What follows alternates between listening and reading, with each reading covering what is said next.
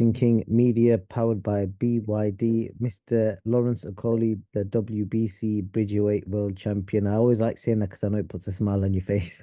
No, you got me again. I hate being predictable, but there you go. That's it. I know you too well, Lawrence. Before I talk about the weekend's madness, how's your business getting on? How's the restaurant getting along? I had the pleasure of being at the opening, a really nice little spot in Dubai. Thank you. Well, it's gone well. I don't want to say too well, but for boxing, after the first 2 weeks, I was thinking, I'm never going to box again here. So, obviously, the adrenaline and that stuff sort of calmed down, and now we're just, yeah, ready to crack on with everything else. So it's good. It's good. And it's almost at the point where it will just completely run itself. But yeah, I'm good with that. Yeah, definitely. If anyone's in Dubai, get down to the Thea restaurant in the Design District. It's a really nice spot. And you might meet the champ. Lawrence, let's talk about the weekend's boxing. Your former stablemate, in fact, but you was in the gym and downwards as well, there weren't you? So former stablemate, a former Team GB mate as well, Anthony Joshua, a brilliant fight at the weekend. What was you? I don't know if you sat on the fence, but what was you predicting before that fight actually happened? I was predicting that it was 50, well, I say 50-50. It was if AJ could go and stamp his authority on the fight, it would have gone the other way. But if he doesn't, then what happened was a big possibility because Dan's, as I said, one of the harder punchers that I've been in the ring with. So he's always got that crazy punch power. But then I don't want to just say that because then it takes away from the other stuff, the fundamentals, the jab, the other stuff he's doing. But yeah, he did well. And you just never know. I'm not gonna lie. I was tossing and turning, didn't know which way it's gonna go. Which is what's so good about all of these Riyadh fights. Definitely. So they obviously both got in the ring, both looked quite cool and calm. Um, the way they obviously the fight started initially, Dan was straight away on the front foot. He had the AJ backed up with the jab. Um, if you would you say they were the right tactics at the start of the first round that both kind of employed? Like, would you done anything different? It's tough to say because I have a very different style to AJ, and Dan, obviously. But I think Dan's approach was the correct approach, obviously, because he's a slightly shorter, stocky, good hooking and hooking power, and AJ's more classic straight shots, good uppercut, good hook though, and he has to kind of set a sort of a good distance to kind of get off these great shots.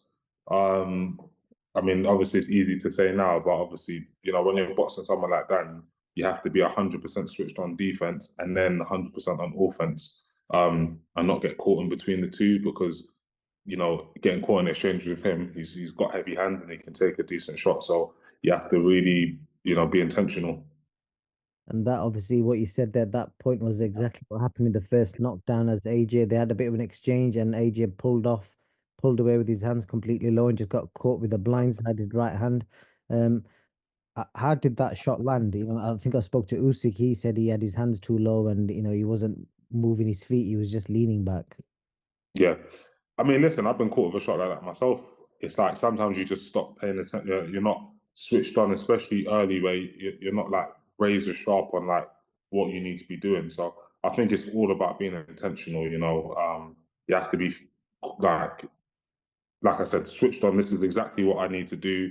These are the exact game plans. It's not I'm gonna throw 5 jabs. It's like when I throw the jab, I have to throw it with intent, or don't throw it. Or when I'm defending, hands up, move my feet, or don't be defending, be attacking, but don't get caught like doing stuff kind of half-heartedly, basically. How did you review the next three, 4 rounds before the stoppage? Did you give AJ any of the rounds or did you score them all one way? It was hard while I was watching it, to say, oh, because you're still caught up in a frenzy of every time Dan throws a shot, you're thinking, oh God, like, is this one gonna, catch him or not? So I wasn't really scoring it, per se, but I felt like once again, like AJ started doing well in spurts, but Dan was really consistent with the jab, really consistent with sort of, and he was confident, growing in confidence, and um, it was what it was. It's hard to give, you know rounds when there's still knockdowns happening and stuff like that. So it was pretty much Dan all the way. So yeah, We get to round four. At the end of round four, AJ is in the corner. I'm sure you will have seen the video that's come out from Radio 5 Live, where they've got Shane McGuigan's doing the commentary, and you've got Ben Davis and I think Lee Wiley speaking to AJ. I think AJ describes that Daniel Dubois as being shit. And then I think he's given the instructions to double the jab and bring it up, which Shane McGuigan said was more than likely the uppercut. So Mm. in that moment, and they said to him also roll the dice. Was that the right instructions you think for that moment? Yes. Round four? 100%, 100% of the right advice. It's just maybe the wrong shot choice. So, for example, if you watch the highlights of it, he's hurt him, backing him up. But a similar thing to the Ruiz fight, where you hurt someone and you get caught in the middle of an exchange, happened there. So, as you could see, he'd taken the front foot, Dan was on the back foot. Unfortunately, when he was throwing, he threw an uppercut, and it's hard to, you don't really want to exchange uppercuts for straight shots. They always land first, Although it was slightly hooked, there was no sort of left hand up while he's throwing. Like it's easy to say now, but after you've been hurt so many times, it's tough to think everything through. So it was definitely the right game plan, probably the wrong punch selection. And at the end of the day, like it's one of those ones where I think afterwards you'll regret not rolling the dice more than you will regret rolling the dice. Okay, because I think it was also said afterwards that the uppercut it was the wrong shot to do, and I think Shane was suggesting that he should have given himself a couple of rounds to clear his head completely. Obviously, we weren't in the ring, so I don't know how clear he was or wasn't. I don't think so. I think that in that thing, otherwise you just keep losing more and more rounds. You keep getting caught with good shots. When you're not as reasserting yourself, it's hard to win. Like that's one thing that my experience has shown me as well. It's that sometimes you have to go and put even if you're not ready, it's ready or not, here I come. You have to kind of go and stamp your authority on a situation or it'll get stamped on you. Like so, definitely, definitely the right choice in my opinion, but unfortunately, he rolled the dice. It didn't work out for him on that day. And fortunately for Dan, he weathered that storm and landed a cracking shot to end it. Obviously, a lot of boxing fans, especially the casual ones, will listen to you, and obviously, you will have seen all the online responses. Everyone's like saying he should have thrown the uppercut, etc. It's easy to say now. So I'm assuming you're saying from previous sparring experience, being in the gym with him, the uppercut is the shot for Daniel Dubois. Is that what you're basing it on? What do you mean? In terms of the uppercut was the right punch? It's not about the punch. Like for me, I'm not really interested Is he in open to the uppercut? left hook.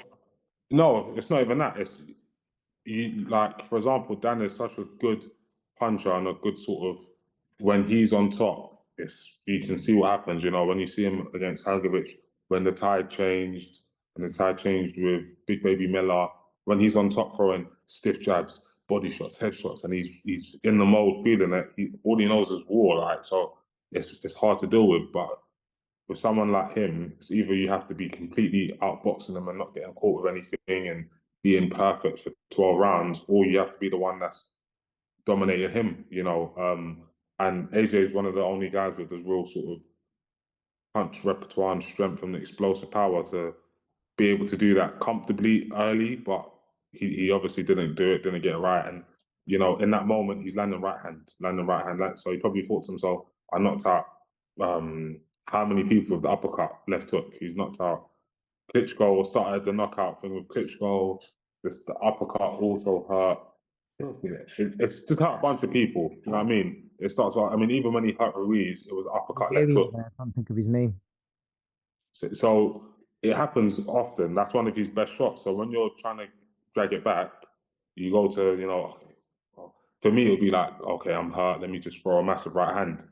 Because for him, it might be a massive right uppercut. So he just kind of went with instincts, and unfortunately, it didn't work out. Like, say Dan had come in with a different shot, maybe that uppercut's the one that knocks him out, but it wasn't, and we're here now. So I don't think people should get caught up on what punch and what this. It's more so Dan was dominant and dominating from the start, and you know that was his, yes, that day was definitely his day. Just not executed properly is probably, I think, the summary is that what you're saying? It's a mix because I like as much as obviously me and AJ are cool. I don't. I don't want to take away from Dan. Dan's a formidable guy, you know. So it, whether or not AJ got it right or not, Dan's a tough night for anyone. So it was Dan's night. Could AJ have done stuff differently? Yeah, but would it have helped? We don't know. It's you know, sometimes you only get the one day to kind of show it, and you know, you have to kind of live with it from then. The talk from Eddie Hearn was, he suggested he would be interested in a rematch, and obviously they highlighted the mistakes AJ made. But obviously, like you said there, uh, Dan obviously pretty much dominated the fight. That's the public perception from the get go. Is it the right rematch to take? If you're AJ, if you're advising, what you thinking? I would personally, I would. Of course, it's a dangerous fight as always, but then every fight in a heavyweight, especially at the level that AJ and those guys are all boxing at, they're all hard heavyweight fights. Um, and also, it's like I know we saw what happened, but it's still a winnable fight for them.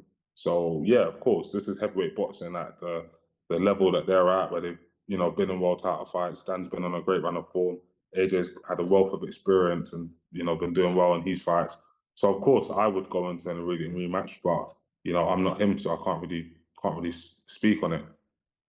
Last one on the fight, Daniel Dubois' journey's been incredible, especially under Don Charles. We've seen the work he's done with him, and you know, how much have you seen a change in him from you saw him at the McGuigan gym, and now with Don Charles. What's changed about this guy? I think he's exactly the same. I just think that he's maybe well, maybe a bit more confident, perhaps. But in terms of like what I watch in him, it's been since he was 17, it's been exactly the same. Just very good fundamentals, very powerful, very if he can get on top of you, he will. In the fights that he lost against Joe Joyce, for example, it was neck and neck until okay, whatever people want to say about it, that happened. In the Usyk fight, which I think is the only other fight that he's lost, I could be wrong. It's yes, Uzyk's brilliant boxer mover, but he lands a shot borderline. Is it low? Isn't it not low? That could have stopped Usyk. Didn't because of whatever we want to call it. So it's not like he's been rubbish and now he's great. It's like he's been good the whole time, but there's just been big moments where he's come up short. So like I said, to him against Hergovic, he got caught quite often, and it could have been like, oh, he got beat. Say it went 12 rounds, or he got stopped on one of those, or a cut. All of a sudden, oh, Dan's not. But because he won those fights, you just keep it, in everyone's eyes. So I think he's always been good. I think the good thing about Don Charles is that Don Charles is gonna get it out of him because he's gonna scream and really get to who Dan is as a person. Who's like, you listen to me, Dan, go and do this. Because Dan's best thing is being a fit, strong, bumping puncher that can really cause some damage. So you need him to be going out there getting it done, and that's where Don Charles is really really good because he brings that side out of him. He's done the heaviest puncher you've been in with. I'd say it's top two, definitely top two. I've said quite often. There's only two people that I've sparred and been like, Jesus, like, you got to be switched on here, like from round one to round 10 or however many rounds we do. He's one of them. Moses Atuma was the other one who was just like, Mm. it's just his punching power was weird. It's very different to Dan's. Dan's like thumping, like just naturally heavy-handed, where Atuma's is like quick speed, quick power. So it's like you're not looking. He slipped here, boom, come back with a hard shot. So it's like two different ones, but them two definitely. And then there's a bunch of other guys who are like good level punchers, like right, that hurt, or that's cool. Watch out for that. I just thought that one go by. But then there's some who it's a mixture between being able to punch hard, being able to deliver the hard punch, and then also wanting to land it. Someone like Dan wants to, he like sparring fight, he wants to like do it. Moses has that side as well. So yeah, that's it really. Wicked. And lastly, that Lawrence, what's the latest on you, man? There's not been much news. There was rumors of all sorts where you're going to heavyweight or you're staying at Bridgerweight, names mentioned. Well, what is the latest? Yeah, there's loads of stuff. I think for me personally, I'm battling between defending the Bridgeweight belt because it is good to have the Bridgeweight belt, and then just go and straight up to heavyweight. So we've been offered a bunch of heavyweight opportunities. Some of them fallen through because certain fighters lost. Some are still there. There's some American names that have been in contact, and we're really progressing on those ones. So we're just waiting to see what happens over the next, I would say, week. To be fair. All right, so we could get some news within a week. I would say we'll be in a position to kind of like, if you ask me that question, I'll be able to say me versus this. But like I said, I've got Lorena. It'll be good to get the Wilder fight.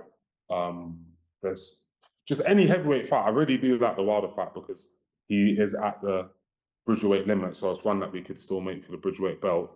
However, if there's heavyweight opportunities that present itself, we got December, the big Usyk versus Fury card. So I think that's going to be a heavyweight now. So there's definitely some discussions going on there. So we'll see what happens. Brilliant. You said the Wilder's on the Bridgerweight limit. I can't remember how much he weighed against Tyson. Sorry, against Zhang. How Yeah, is that? Was that on the I think limit? he was 99 kilos, which is Bridgerweight's 102. So he was like literally 100 and like anywhere from 99 to 101 kilos. So he could have actually weighed in at Bridgerweight for the fight. So that's his natural walker weight. So you know in and amongst the discussions, if I can say, it's like they are blaming a lot of his latest performances on Zhang's too big, and these heavyweights are just like furious, just too much weight difference. Where someone like myself and him were similar weight, so um, they expect that to pay dividends. Obviously, I have a very different opinion. I do think I'm very strong for the weight. I do think he'll be very surprised when we fight, or if we fight, and yeah, we'll go from there. Okay, well, we should get some news soon. Lawrence, anything else new or different before I let you go? No, just happy with life. You know, yeah, just happy, man. I'm just raring to go now. I think it's been long enough. Time to get one of this, well, a fight done and then go from there. So yeah, I'm in a good place.